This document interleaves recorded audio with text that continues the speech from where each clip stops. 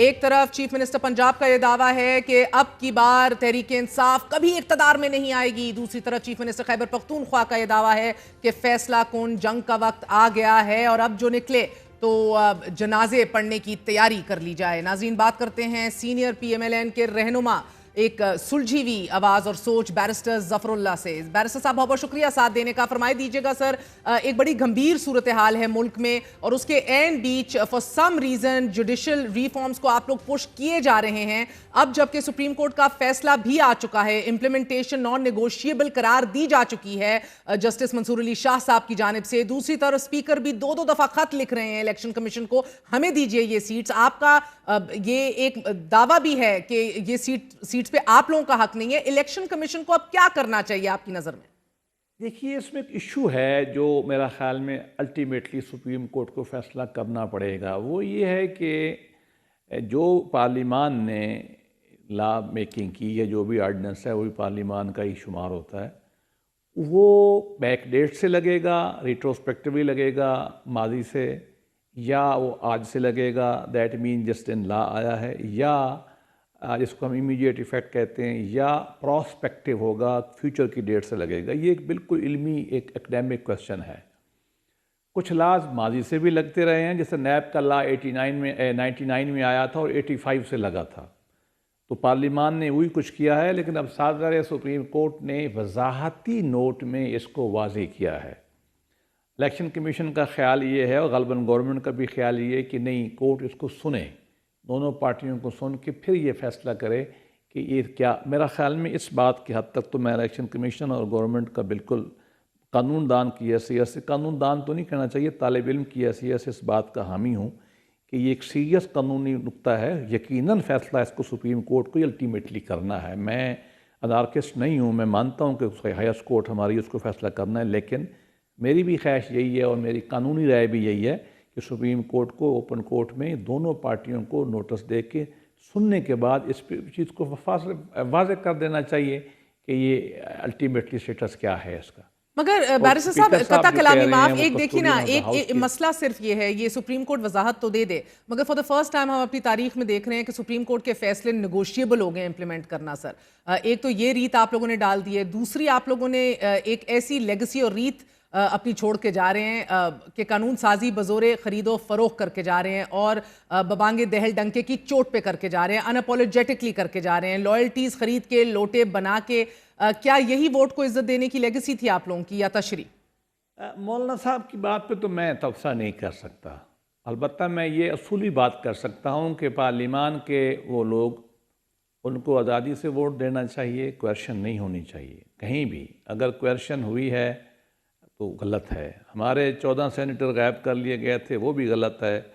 اور مجھے ایک تھوڑا اور ہو رہی ہے، آپ نے خود سنا ہوگا، ہمارے کولیگ بیرسٹر گوہر صاحب نے چند دن پہلے کہہ دیا تھا ووٹ سے پہلے کہ آپ کے بھی 7 آدمی مسلم لیگ نون کے ایسے ہیں جن کا ضمیر جاگ گئی اور وہ وہاں چلے جائیں گے۔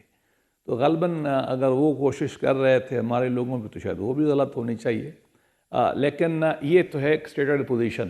لیکن بدقسمتی یہ ہے کہ پاکستان میں اس طرح کی شکایات ہم سنتے رہتے ہیں۔ سر، یہ اسٹیٹڈ پوزیشنز تک کی بات رہتی ہے نا، اب کچھ کم ہو گئی ہیں، اللہ کرے ختم ہو جائیں۔ یہ کم نہیں ہوئی، اور میں تو کبھی یہ نہیں کہوں گا کہ کوئی ذریعہ کوارشن انٹیمیڈیشن کا استعمال کیا جائے، لیکن بظاہر تو اس کے بعد کوئی آدمی سامنے آیا نہیں ہے جو یہ کہے کہ اس میں ایک ٹیکنیکل پرابلم بھی ہے، ٹو بی آنیسٹ، کیونکہ یہ بات پی ٹی آئی والے فرض کیا کہتے ہیں تو وہ آدمی پی ٹی آئی آزاد بھلے تھے، سپورٹ بھلے پی ٹی آئی کی تھی، لیکن قانون کی زبان میں تو انڈیپینڈنٹ تھے اور یا سنی تحریک کے تھے۔ تو یہ ایشو ہے پاکستان میں، اس وجہ سے اس معاملے کے اوپر کوئی حتمی طور پہ نہیں کیا جا سکتا، لیکن ان پرنسپل ہر آدمی کو اپنے سوچ و کے مطابق، یا اگر پارٹی ڈائریکشن کو مانتا ہے تو اس کے مطابق ووٹ دینے چاہیے۔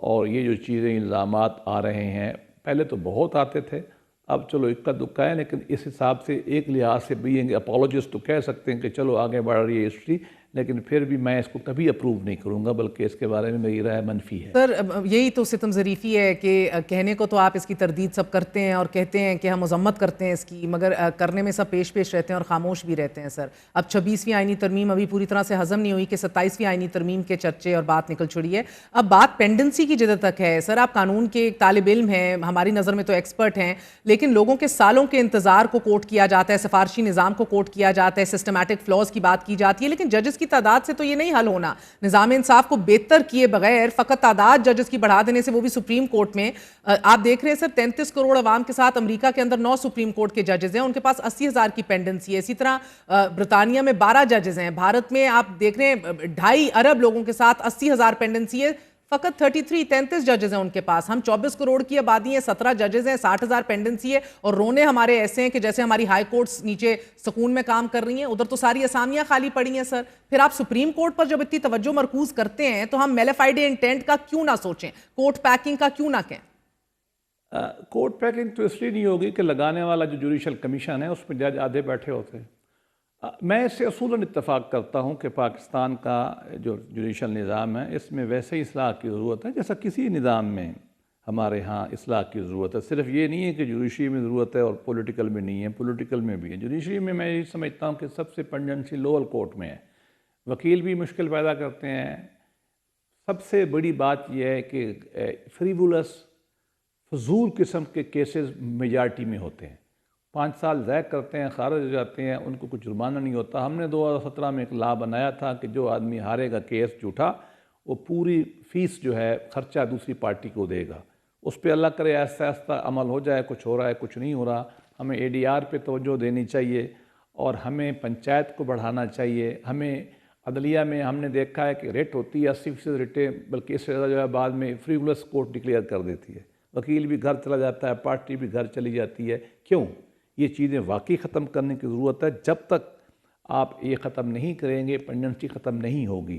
البتہ پاکستان میں پچھلے 4 5 7 سال میں، بلکہ کچھ تھوڑا عرصہ پہلے سے بھی ایک ٹینڈنسی چلی آ رہی ہے کہ جو نارمل کیسز ہیں، مطلب مرڈر کیس ہے، ریپ کیس ہے اور سول میٹر ہیں، ان کو عدالتیں کم سنتی ہیں، اور جو کانسٹیٹیوشنل نیچر کے کیسز ہیں ان کو بہت سنا جاتا ہے۔ پچھلے 3 4 سال سے تو پولیٹیکل کیسز میں کورٹس ہماری ہوسٹیج ہوئی ہیں۔ میں یہ نہیں کہہ رہا کہ کورٹس کی غلطی ہے، ہماری بھی غلطی ہے، ہم کیوں ان کو مقدمات لے جاتے ہیں، لیکن وہاں بھی ہم نے یہ دیکھا ہے کہ کچھ فیکٹرز ایسے ہیں، مثلاً جیسے آپ نے امریکہ کی بات کی، امریکہ کے سپریم کورٹ جو ہے ایک کیس کو 9 منٹ دیتی ہے، اور 9 منٹ کے بعد آپ کو فکرہ نہیں پورے کرنے دیتے، وہ کہتے ہیں تھینک یو بٹن بند کر دیتے ہیں۔ یہاں نیب کے جو عمران خان صاحب نے چیلنج کیا تھا، 90 ہیئرنگ ہوئی تھیں، ایک ہیئرنگ کافی تھی۔ عدلیہ سے ہماری بھی درخواست ہے کہ کانسٹیٹیوشنل میٹر واقعی اہم ہے، لیکن اتنا ٹائم ان کو نہ دیا جائے۔ یہ پچھلے 8-10 سال کی وجہ تھی کہ سارا ٹائم جو ہے کانسٹیٹیوشنل کورٹ میں ایک کانسٹیٹیوشنل کیسز میں جا رہا تھا، اور بھی بڑی فیکٹر تھی، 3 جج بیٹھ جاتے ہیں پنجاب کے اور وہ پورے ملک کا فیصلہ کرتے تھے آئین کا۔